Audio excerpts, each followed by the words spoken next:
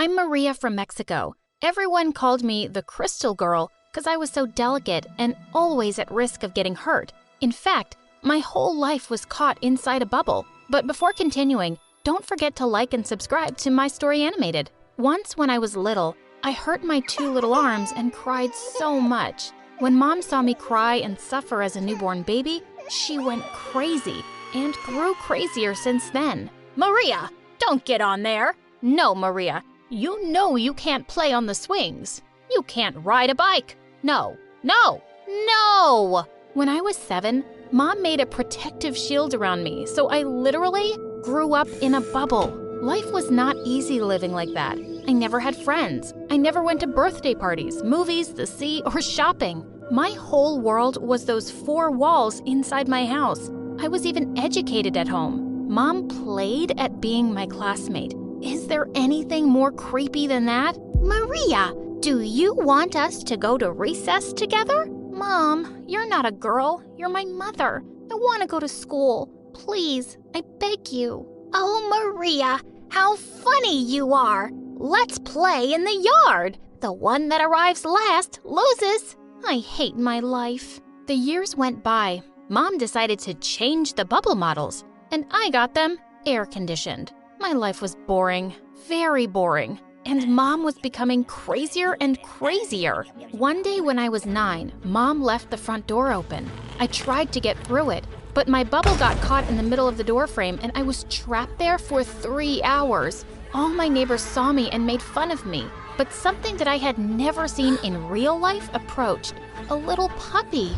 I managed to get my hand out of the bubble and touched it. The puppy drooled at me, and it was the grossest and most exciting thing so far. Of course, Mom punished me. No TV for a whole week! But when I was 12, something unbelievable just happened. Maria, come here. I want to introduce you. Meet Mario, your new friend. We said hello, and Mom gave us a list of things that are forbidden and another list of things that are allowed. But Mom only let us play chess and put together puzzles and watch documentaries of wild animals? Take it or leave. It's okay, Mrs. Lopez. We will be fine. And I was looking at him like an alien. The only person I had ever seen up close was Mom, and she wasn't very pretty. Mario had dark skin and green eyes, and when he spoke, he moved his hands exaggeratedly. He almost spoke with his hands. Mario hadn't seen many people either. Maybe yes, but definitely not one like me. Mario became my best friend. With my mom looking at us all the time, we invented a secret language through chess. Maria, I have to talk with you. Tell me, Mario, I'm in love with you. And I'm in love with you. Are we a couple? We are. Mario and I became inseparable. We communicate telepathically. One day, Mom had a very bad cold. She sneezed, coughed constantly, but thanks to the cough syrup, she fell asleep. Yep, it was my time to get closer to Mario. Psst, Mario, come here. Are you sure? Yes. And this is how I got my first kiss. What do you two think you're doing? Mario Pinto Fresias, get out of here right now. Do you want to spread a plague to my daughter? No, Mom, please. Mrs. Lopez, please, don't hurt me. And so I was locked behind Mom's bars again, and I never saw Mario again. My heart was broken, but Mom didn't care. I became a very quiet teenager. I read the books that Mom bought me. With not many options, I made up a parallel world within mine. When I looked at an illustration in a book, I managed to get inside it with my mind. I was in the jungle. I stroked elephants. I fought with lions. Another day, I flew to the moon. I was an astronaut, and I nailed a flag on Mars. One not-so-fun day, I got into a scary story, and I quickly fled from there. Another 2 years passed, and no one came to rescue me. When I turned 16, I managed to convince my mother that I wasn't going to break into 1,000 pieces. My method was not very conventional. Maria Lopez, get down from the top of that table right now. You will get your hand broken. You already know that you are very delicate. I'm not getting off, Mom. I am not made of glass. Enough, Maria. You are punished. I'm sorry, Mom. I'm 16 years old. You can't have me in a bubble anymore. Well, no bubble, but you will take these pills. What pills are those? No questions. You take them. It sounded better than the suffocating bubble, so I agreed to take those remedies. But strangely, I started to feel weak, practically unable to get out of bed. Those days passed me like a nightmare. I was totally scared. I didn't know what would happen to me, and my mom was getting crazier every day. I turned 17 and decided not to take my pills anymore. When Mom brought them, I was lucid enough to start pushing them aside in my mouth. When Mom left, I spit them out and hid them in a jar. I was better without the pills, but I didn't want to hold on anymore. One night, I decided to flee. At the train station, I made a list of all the dreams that I had been waiting to fulfill and that I had only imagined. To travel, parachute, go to a water park, learn to swim, and swim in open water, run a karting race, try an exotic food, make friends, take revenge on Mom, fall in love, write a book. All these dreams looked impossible, as I had nothing but myself and my bag. To travel, I needed money. I started singing on a corner, and with the money I raised, I was able to get away from there. I danced in the rain, I made friends, I could feel what it feels like to be alive. At last, the jail was over. One day I climbed a cliff, and when I was there, so high up, feeling that I could breathe freely, I thought of Mom and all that she made me miss by not leaving her house. I told myself I was never gonna let anyone lock me up again. And of course, I fell in love. Jose, the guitarist, had olive skin and the most beautiful honey-colored eyes. We spent a month together, and he was a great traveling companion. I didn't want to tie myself to anything or anyone, but Jose couldn't understand, and he left. I had my list of dreams to fulfill, and that was all I had in mind. I traveled and traveled, did things that thrilled me. When I ran a go-kart race, sadly, I had an accident, and I broke down. That's not because I am made of glass. It just happens when one lives. It strikes. But while I was unconscious, they called my mother. When I opened my eyes for the first time after the accident, I saw her huge, on top of me. I felt totally collapsed. It was like the freedom and happiness I had never existed. Easy, Maria, my little one. Here I am to take care of you. Look how you ended up. No, Mom. I don't want you to take care of me anymore. You make me sick. Sorry, Maria. Here's the rule. I have your custody because you can't take care of yourself. You won't get away with it. I think the medication is confusing you a bit. Mom is going to take care of you. Stay calm. And just like that, this doctor was whom I could talk to telepathically because, coincidentally, it was Mario. Mario, thank God it's you. You have to save me. Of course, Maria. I'm never leaving you again. Ma'am, are you responsible for this young lady? Yes, I am the only one responsible. She is very sick and she cannot take care of herself. Mario, tell this to Mom. Exactly everything I tell you. Very well. What a good mother. So devoted. As you know, your daughter has a very serious fracture. We're going to operate on her. No, I will not be separated from my daughter again. I'm going into the surgery room with her. Please, have a glass of water. We put Mom to sleep with a powerful sedative. We left her at the hospital. Mario left a very clear indication. This patient must start psychological therapy. And because of that, I took revenge on my mother. And at the same time, I fell in love. And so, I checked my wish numbers 8 and 9 off the list. Mario asked me to marry him, but I said no. I didn't want to get married yet. We have all the time in the world. And so, we wrote a new wish list, but this time together. Wondering what happened to my last wish? Write a book? Right now, I am writing the last sentence of my book, and this is my story, How the Crystal Girl Turned to Steel. Bit bored, so I decided to Google myself. I guess I shouldn't have been surprised when nothing turned up. It's not like I've done many exciting things with my life so far. All that popped up was a few school awards I'd won, and that was like it. I then decided to Google my parents. I put my dad's name in first, and I couldn't believe what came up. Dozens and dozens of images of a drag queen. But wait, that wasn't my dad. Yes, that guy had exactly the same name as my dad, but there was no way it was my dad. I clicked on the first link that appeared. I was intrigued now. Loud music started playing as soon as the site loaded. There were 4 drag queens featured on the page, and they all looked incredible. Like over-the-top glamorous with long sparkly eyelashes and excessive makeup and glitter. I was about to close the website when something caught my eye. There was a poster for an upcoming show with the drag queen who had the same name as my dad. I mean, my dad does have a pretty common name, so it's not that weird. But then I just couldn't stop laughing. My dad was the most serious businessman you could ever meet. I wanted to tell him what I'd found, but he'd probably turn his nose up at it and not even find it funny. He seriously lacked a sense of humor. I couldn't stop thinking about this drag queen with the same name as my dad. I found myself logging onto Instagram and searching for his name. Sure enough, there he was. It was odd because in a way he did remind me of my dad. There was just something about him. But at the same time, he was nothing like my dad. I started following him on Instagram, and if I'd been 21, I'd have totally gone to see the show. But alas, I was only 18, and it was too risky to try and sneak in. Before going to sleep, I deleted my Google search, just in case my dad somehow had access to my Google account. Like I said earlier, he's a serious guy, and a bit strict. And we don't exactly have the best father-daughter relationship.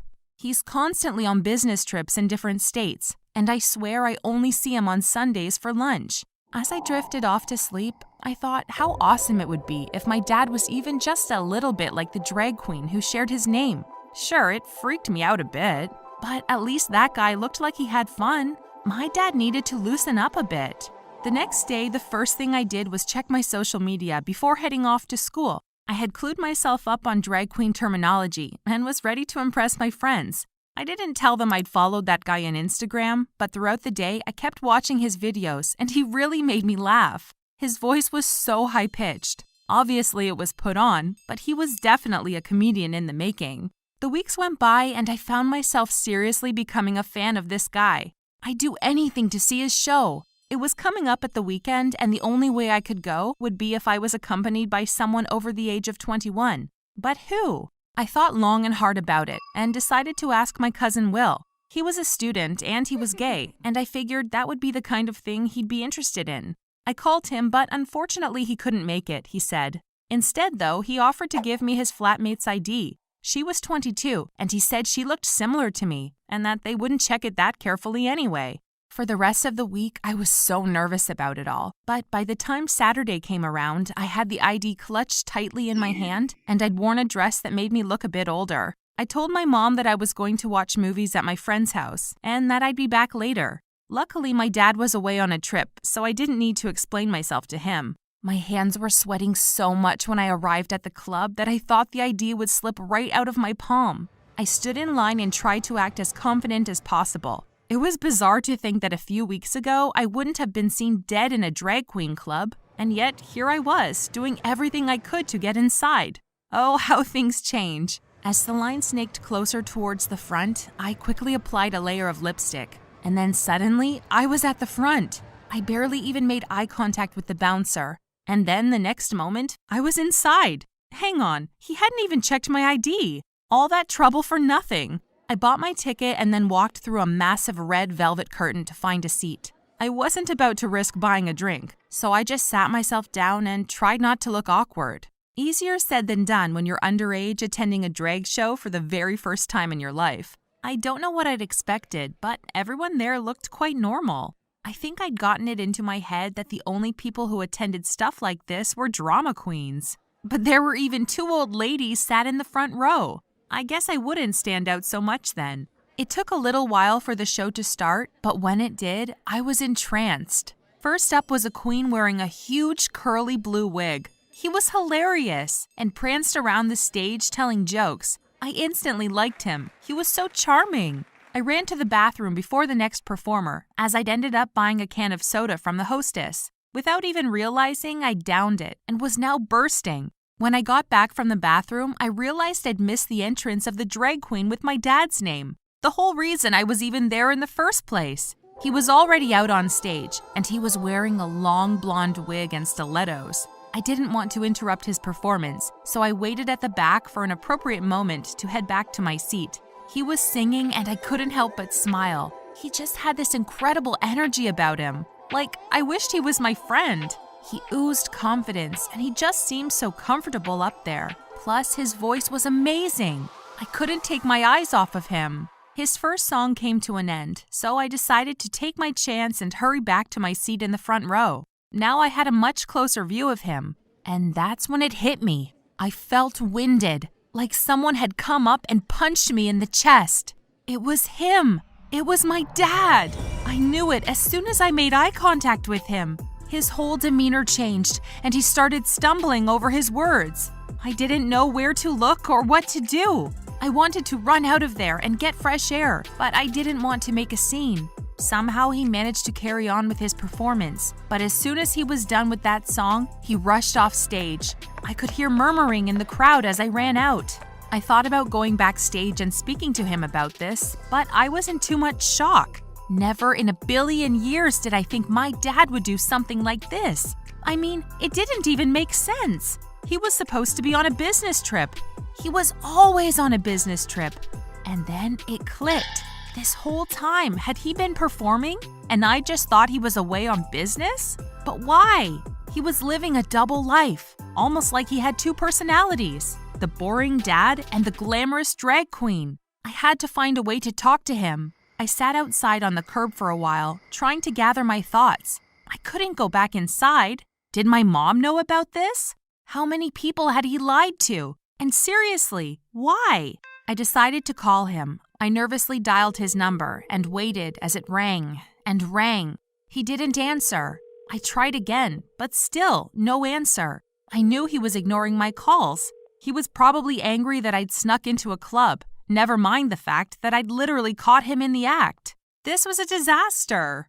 And yet, beneath my embarrassment, there was another unexpected feeling.